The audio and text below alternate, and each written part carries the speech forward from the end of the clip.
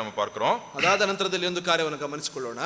11வது அதிகாரம் 33ல இருந்து 53 ஒரு பெரிய ஒரு பகுதி.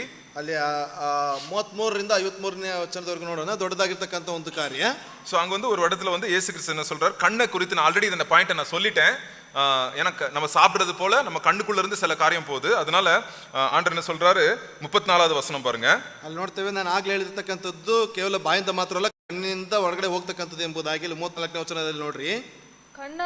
கண்ணானது சரீரத்தின் விளக்காய் இருக்கிறது. கண்ணானது சரீரத்தின் விளக்காய் இருக்கிறது. உன் கண் தெளிவாய் இருந்தால் உன் சரீரம் முழுவதும் வெளிச்சமாய் இருக்கும்.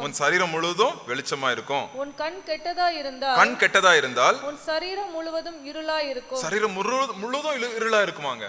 சோ நீங்க சொல்லலாம், உன் இருதயம் நல்லா இருந்துச்சுன்னா தான் சரீரம் நல்லா இருக்கும்னு டாக்டர் சொல்றாரு. ಇಲ್ಲಿ ನಿನ್ನ ಹೃದಯ ಚೆನ್ನಾಗಿದ್ರೆ ನಿನ್ನ ಶರೀರ ಚೆನ್ನಾಗಿರ್ತದೆ ಎಂಬುದಾಗಿ ಡಾಕ್ಟರ್ ಹೇಳ್ತಾ ಇದ್ದಾರೆ. ಆனா ஏசப்பாய டாக்டர் என்ன சொல்றாரு, ಆದ್ರೆ ಯೇಸು ಕ್ರಿಸ್ತ ವೈದ್ಯನೇ ಹೇಳ್ತಾ ಇದ್ದಾರೆ, உன் கண்ணு நல்லா இருந்தா உன் பாடி நல்லா இருக்கும்ன்றாரு. ನಿನ್ನ ಕಣ್ಣು ಸರಿಯಾಗಿದ್ರೆ ನಿನ್ನ ದೇಹವೆಲ್ಲ ಸರಿಯಾಗಿರ್ತದೆ ಎಂಬುದಾಗಿ. ಹಾರ್ಟ್ ಮುಖ್ಯ இல்லன்னு சொல்ல வரல, கண்ணு ரொம்ப ரொம்ப முக்கியம். ಅಲ್ಲಿ ಹಾರ್ಟ್ ಮುಖ್ಯ ಅಂತ ಹೇಳ್ತಾ ಯಾವ ರೀತಿಯಾಗಲ್ಲ, ಕಣ್ಣು ಎಂಬತಕ್ಕಂಥದ್ದು ತುಂಬಾ ಮುಖ್ಯ.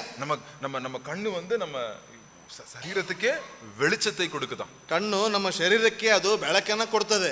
நம்ம கண்கள் மூலியமாய் அதான் கண்களின் இச்சை அப்படின்னு வந்து கர்த்தர் சொல்றார். ಅಲ್ಲಿ ನೋಡ್ತೇವೆ, ಕಣ್ಣಿನ ಆಲೋಚನೆಗಳು ಕಣ್ಣಿನ ಒಂದು ಇಚ್ಛೆ ಎಂಬುದಾಗಿ ಹೇಳ್ತಾ ಇದ್ದಾರೆ. சோ கண்டிப்பாக நம்ம கண்கள் வேற வேற விதத்திலே பார்க்கிறதுக்கு தோணும், வேற வேற காரியங்களை பண்றதுக்கு, பாவ சிந்தனைகள் பாவ காரியங்களை நோக்கிறதுக்கு நம்ம ஒரு டைம்ல எல்லாரும் நம்ம விழுந்திருப்போம். ಅಲ್ಲಿ ನೋಡ್ತೇವೆ, ಒಂದು ದಿವಸಗಳಲ್ಲಿ ಕಣ್ಣಿನ ಒಂದು ಆಲೋಚನೆಗಳನ್ನ ಬೇರೆ ಬೇರೆ ರೀತಿಯಾಗಿರ್ತಕ್ಕಂಥ ಕಾರ್ಯಗಳಾಗಿ ನಾವು ಬಿದ್ದಿರ್ತೀವಿ. பட் ஆனா அப்படி இருக்கணும்னு அவசியமே இல்லைங்க. ಆ ರೀತಿಯಾಗಿ ಇರಬೇಕೆಂಬುದಾಗಿ ಅವಶ್ಯಕತೆನೇ ಇಲ್ಲ. கண் போக்கும் இடத்துல நம்ம போயிட்டே இருக்க கூடாதுங்க. ಕಣ್ಣು ಹೋಗುವಂತ ಸ್ಥಳದಲ್ಲಿ ನಾವು ಹೋಗ್ತಾನೆ ಇರಬಾರ್ದು. ஆவினாலே நிரப்பப்படும் போது ஆண்டவர் நம்ம கண்ணையும் பரிசுத்தப்படுத்துறார். ಅಲ್ಲಿ ಪರಿಶುದ್ಧಾತ್ಮನಿಂದ ತುಂಬಿಸಲ್ಪಡುವಾಗ ನಮ್ಮ ಕಣ್ಣನ್ನು ಕೂಡ ಅಲ್ಲಿ ದೇವರು ನಡೆಸ್ತಾರೆ. ஒரு டைம்ல வாஞ்சியோட அந்த காரியங்களை பார்த்திருப்போம் கண்ணுல. இப்போ வந்து அதுல இருந்து ஒரு வெறுப்பை கொடுத்துருவார் ஆண்டவர். அது சீ போ அப்படின்னு, அதுகிட்ட நான் போக கூடாது, அதனால எனக்கு ரொம்ப வேதனை ஆகுது அப்படின்னு நம்மளுக்கு ஆண்டவர் அதுல ஒரு வெறுப்பு கொடுத்துருவார்.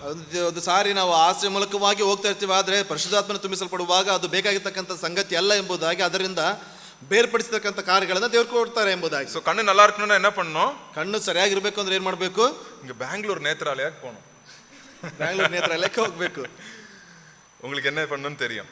ನೀವು ಏನ್ ಮಾಡ್ಬೇಕು ಎಂಬುದು பரிசுத்தாவினால் நிரப்பப்படணும். ಪರಿಶುದ್ಧಾತ್ಮನಿಂದ ತುಂಬಿಸಲ್ಪಡಬೇಕು. சரி, அடுத்தது இருதயம் சுத்தமா இருக்கிறது. கண் சுத்தமல்ல, இருதயமும் சுத்தமா இருக்கிறது. ಅಲ್ಲಿ ಕಣ್ಣು ಮಾತ್ರ ಅಲ್ಲ, ಹೃದಯವು ಶುದ್ಧವಾಗಿರಬೇಕು ಎಂಬುದಾಗಿ இங்க பாக்குறோம்.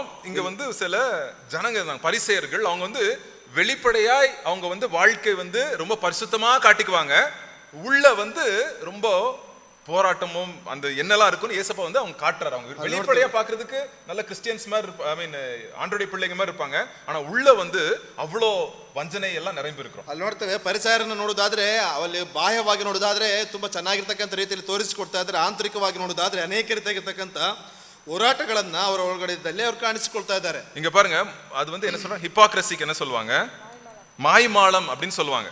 ಅಲ್ಲಿ ನೋಡ್ತೇವೆ, ಮೋಸಗಾರರು ಎಂಬುದಾಗಿ ಹೇಳ್ತಾ ಇದ್ದಾರೆ. கிரேக்க பாஷையிலே மாய்மாலம் அப்படின்றதுக்கு அர்த்தம் என்னன்னா ஆக்டர், ஆக்ட் பண்றவன் தான் மாய்மாலக்காரன்னா நடிகன் அப்படின்னு சொல்லுவாங்க. ಅಲ್ಲಿ ನಟನೆ ಮಾಡುವಂತವರು ಎಂಬುದಾಗಿ ಅಲ್ಲಿ ಗ್ರೀಕ್ ಭಾಷೆಯಲ್ಲಿ ತಿಳಿಸ್ತಾ ಇದ್ದಾರೆ.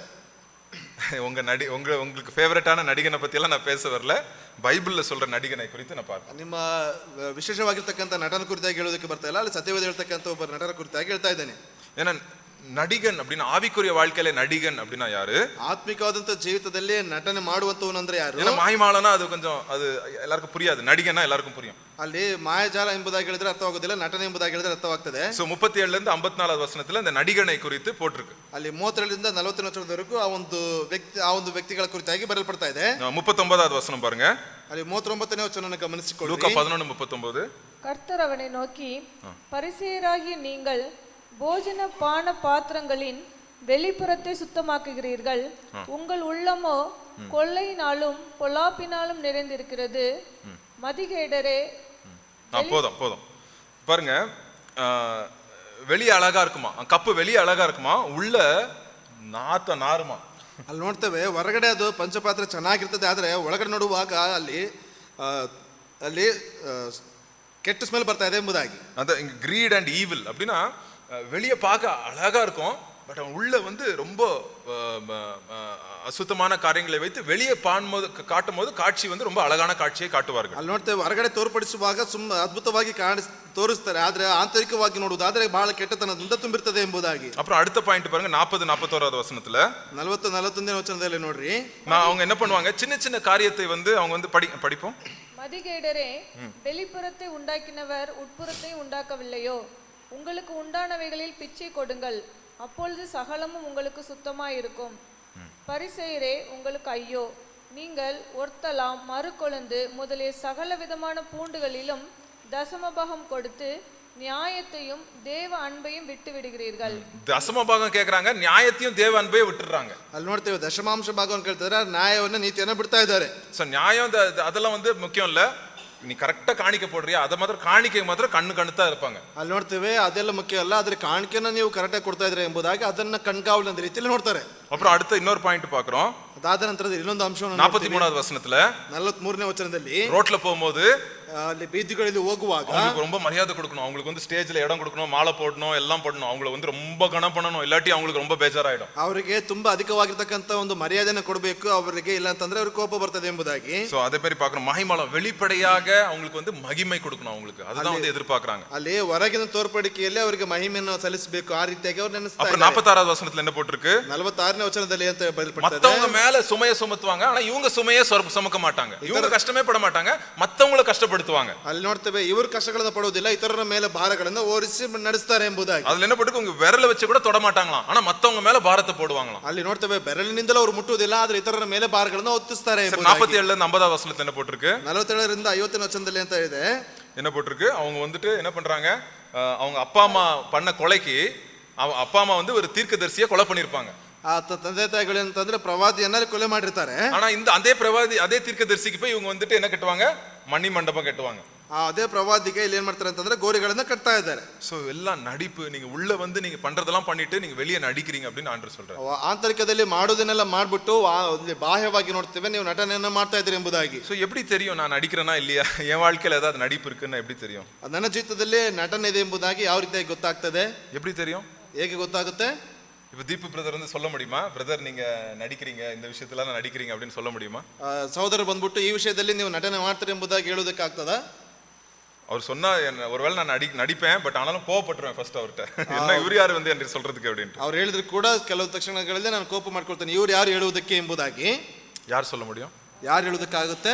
தேவன் தான் சொல்ல முடியும். ದೇವರೇ ಹೇಳುವುದಕ್ಕೆ. நம்ம இருதயத்தில் இருக்கிற காரியங்களை என்ன இருதயத்தை ஆராய்ந்து அறிந்திருக்கிற தேவன் தான், அவர் தேவன் மட்டும் தான், அவர் தான் நம்மளுக்கு சொல்ல முடியும். ನಮ್ಮ ಹೃದಯವನ್ನ ಆತನ ಅರಿತುಕೊಂಡಿರ್ತಕ್ಕಂಥ ದೇವರು ಆ ಕಾರ್ಯಗಳನ್ನು ಹೇಳುವುದಕ್ಕೆ ಆತನ ಸಾಧ್ಯ. பரிசுத்தாவியானவர்களே ஆண்டவரೇ நிரப்புங்க அப்படின்னு நம்ம சொல்லும்போது அவர் சில நம்ம வாழ்க்கையில் இருக்கிற நாடகங்களை இயேசுப்பா வந்து காட்டுவார். ಅಲ್ಲ, ಪರಿಶುದ್ಧಾತ್ಮನಿಂದ ತುಂಬಿಸಲ್ಪಡ್ರಿ ಎಂಬುದಾಗಿ ಹೇಳುವಾಗ ನಮ್ಮ ಜೀವಿತದಕ್ಕಂತ ಕೆಲವು ನಾಟಕಗಳನ್ನ ಅವ್ರು ತೋರಿಸಿಕೊಡ್ತಾರೆ.